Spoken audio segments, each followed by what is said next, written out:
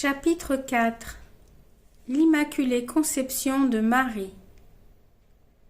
Quand tout fut prêt pour la venue de notre Seigneur Jésus-Christ, selon notre manière de parler, les trois divines personnes dirent en elles-mêmes : Il est temps de réaliser notre décret éternel sur la création de la mère du Verbe incarné. Qu'elle soit un prodige de notre pouvoir infini, le chef-d'œuvre de nos complaisances et de nos délices, l'image la plus parfaite de notre divinité. Le venin du serpent infernal ne l'atteindra en aucune manière, car il est absolument nécessaire que celle qui doit servir à l'incarnation soit exempte de toute souillure.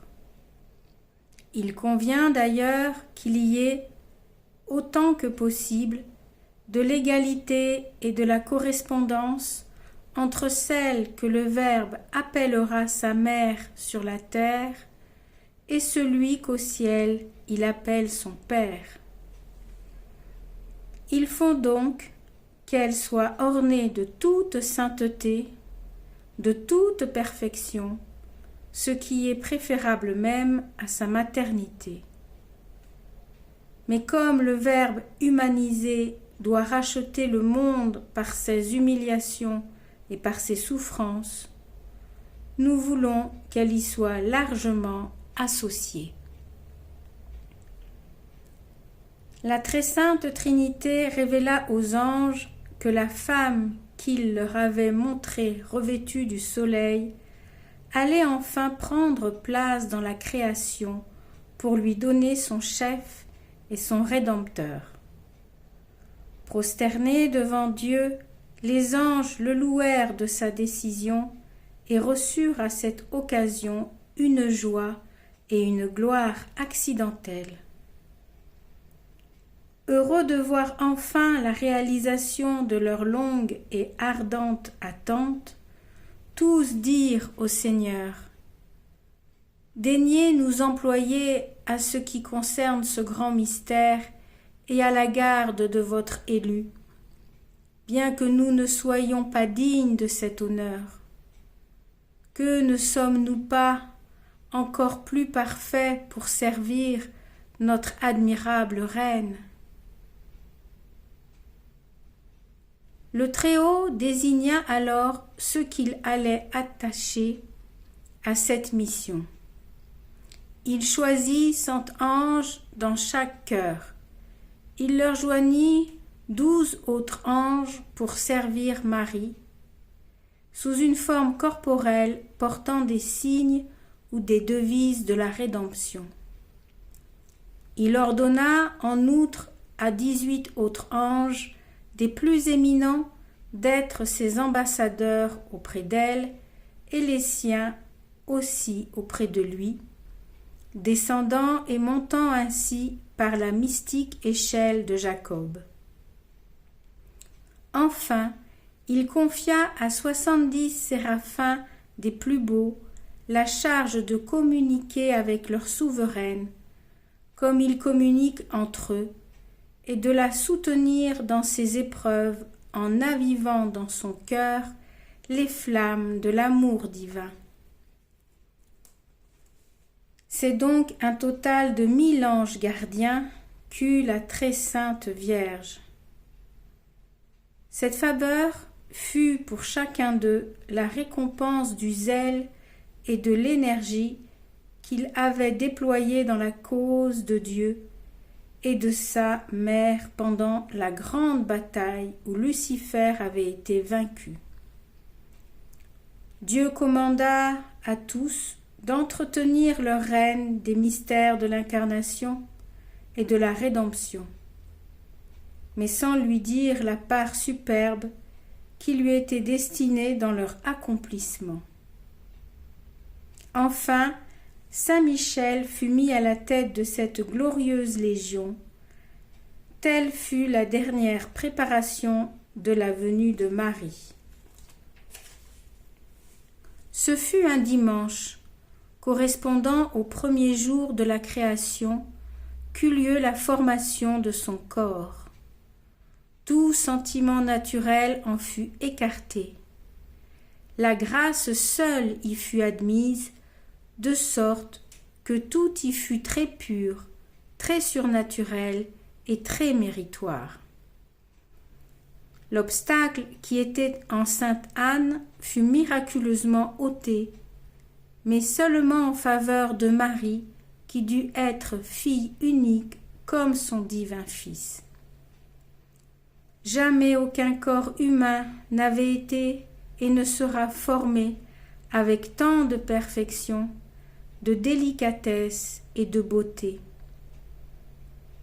Bien qu'il fût capable de souffrance, il ne s'y trouvait aucun germe des maladies, de la mort et de la corruption, qui sont le châtiment du péché. Suivant notre manière de concevoir, Dieu mit plus de soin dans sa composition que dans celle de toutes les autres créatures. Quant à l'âme, Dieu la fit le samedi suivant, qui correspondait à ce jour de repos et de fête dont furent couronnés les 6 jours de la création. C'est en mémoire de cet événement que le Saint-Esprit a inspiré à son Église de consacrer le samedi à la Très Sainte Vierge.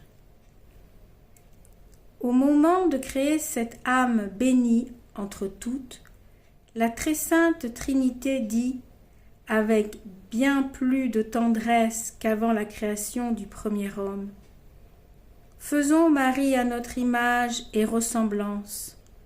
Rendons-la notre véritable fille, notre véritable épouse, pour qu'elle soit la digne mère du Fils unique de la substance du Père. » Et après l'avoir créée, elle s'écria avec encore plus de complaisance qu'au paradis terrestre: « Tout est très bon en elle. » Non seulement, en effet, le péché originel en était exclu, mais elle resplendissait de dons divins à un degré si éminent que les bienheureux ensemble n'y pourront jamais arriver, ni aucune langue humaine l'exprimer. Dès qu'elle fut créée, elle fut unie au corps qui l'attendait. Ce fut l'Immaculée Conception. Petit renvoi, chiffre 1. Elle devait être la seule, c'est pourquoi la Très Sainte Vierge, répondant à Bernadette à la grotte de Lourdes, lui dit pour se faire connaître: « Je suis l'Immaculée Conception. » Fin du renvoi. En ce moment, sainte Anne eut une extase très sublime où lui furent données de vives lumières sur les mystères les plus profonds. Les effets de ce ravissement durèrent toute sa vie, mais ils furent plus grands pendant qu'elle gardait en son sein le trésor du ciel. Cette grâce extraordinaire lui fut d'ailleurs plusieurs fois renouvelée en ce temps-là. Quant à la Très Sainte Vierge, elle fut au moment de sa conception favorisée d'une vision abstractive de la divinité qui fut supérieure à toutes les visions et révélations des saints, excepté la vision béatifique. Son intelligence et son cœur en reçurent un merveilleux perfectionnement. Son intelligence fut ornée d'une science infuse qui était presque infinie. Elle connut les mystères de la divinité, de la Sainte Trinité, de l'incarnation et de la rédemption, les magnificences de la création, les anges et les hommes, l'histoire du peuple élu, des patriarches et des prophètes, le ciel, le purgatoire, les limbes et l'enfer, en un mot, toutes les choses naturelles et surnaturelles qui se rapportent à la grandeur de Dieu. Son cœur fut aussi embelli des dons du Saint-Esprit et de toutes les vertus dans une mesure tout à fait prodigieuse. Et comme les anges, Adam et Ève avaient eu l'exercice de leur faculté dès le premier instant de leur existence, à plus forte raison en fut-il ainsi de la très sainte Vierge, car elle devait en tout non seulement égaler, mais encore dépasser toutes les simples créatures. Il n'était pas concevable du reste que les puissances inférieures du corps opérassent avant les puissances supérieures de l'âme. À peine conçue, Marie fit donc des actes de vertu conformes à son état.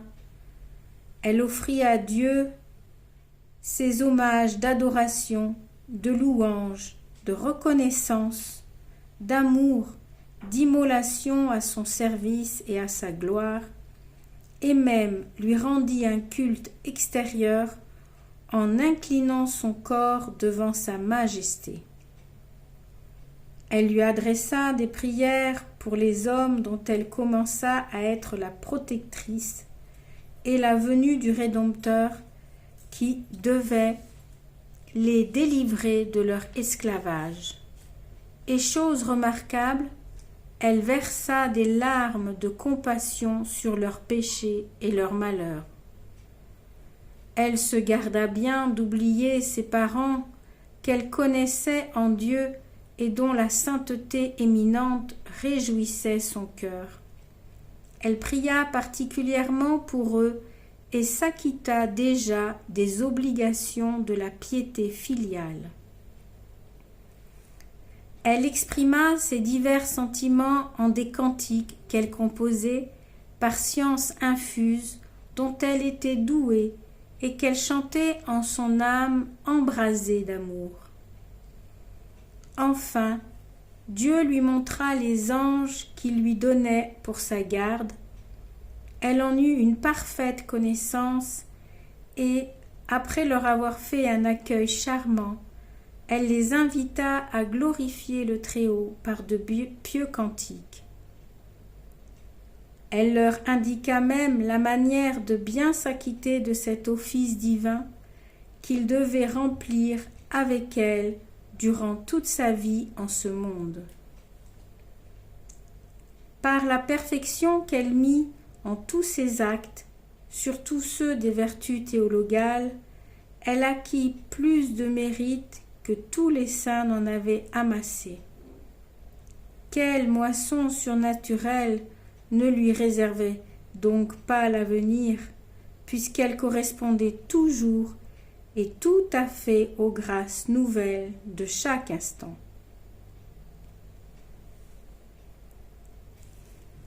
Instruction de la très sainte Vierge. Petit renvoi de bas de page. 1. La Mère de Miséricorde m'avait promis de me donner une instruction après que j'aurais écrit les premières opérations de ses puissances et de ses vertus, afin que je règle ma vie sur le miroir de la sienne. Et comme elle est toujours présente aux révélations de ses mystères, elle est très fidèle à sa promesse. Aussi écrirai-je désormais à la fin des chapitres ce que Sa Majesté me dira. Du reste, sa volonté est que ces instructions ne servent pas à moi seule, mais aussi à tout le monde. Ces instructions, d'une doctrine si suave et si parfaite, seront donc reproduites avec un profond respect et aussi textuellement que possible, mais avec le regret de les abréger comme le reste. Et comme plusieurs chapitres de la Cité mystique sont réunis en un seul, il en sera ainsi des instructions correspondantes. Fin du renvoi. Reprise de la lecture, instruction de la Très Sainte Vierge. Ma fille, c'est la volonté de mon Très Saint Fils que vous soyez pénétrée de mes enseignements, comme de mes vertus et de mes œuvres. Écoutez-moi donc avec attention et avec foi, car je vous dirai des paroles de la plus haute perfection et de la vie éternelle. C'est un acte de justice que la créature, dès l'éveil de sa raison, adore son Créateur, l'aime, le serve et le glorifie comme son unique et souverain Seigneur. Aussi, les parents ont-ils l'obligation naturelle d'en instruire leurs enfants dès les premiers rayons de leur intelligence et de les diriger vers Dieu, qui est leur fin suprême. Ils sont tenus par conséquent de les détourner des puérilités désordonnées vers lesquelles s'incline la nature déchue. Avant même qu'ils naissent, ils doivent demander avec ferveur qu'ils soient affranchis de la servitude du péché originel. Ma Sainte Mère ne négligea aucun de ses devoirs. Dès qu'elle s'aperçut de mon existence, elle adora et remercia Dieu en mon nom. Après avoir connu l'être divin, l'âme ne doit plus le perdre de vue, afin que sans cesse elle le craigne, l'aime et l'honore. Fixez donc, ma fille, vos regards sur lui. Considérez ses perfections infinies, sa beauté sans défaut, ses amabilités sans bornes. C'est lui qui a créé tout ce qui existe et l'entoure de sa providence, sans en avoir besoin. C'est lui qui a donné sa vie et subi des tourments pour les hommes sans aucun mérite de leur part. Aimez à occuper vos puissances dans cet immense champ de la bonté et des bienfaits de Dieu, car ce serait une noire ingratitude que de les oublier. S'il arrive néanmoins à votre faiblesse de commettre cet oubli, hâtez-vous de ramener vos pensées au Très-Haut et rendez-lui gloire avec toute la diligence et l'humilité dont vous êtes capable. Vous devez exercer continuellement cette pratique, et pour vous-même et pour les autres créatures. Pour vous animer davantage à cet exercice, méditez sur l'effet que produisit en moi la vue du souverain bien. Il blessa si heureusement mon cœur et son amour que je me donnais à lui sans réserve pour toujours. Et cependant, jusqu'à mon dernier jour, j'étais sans cesse sur mes gardes pour ne pas le perdre.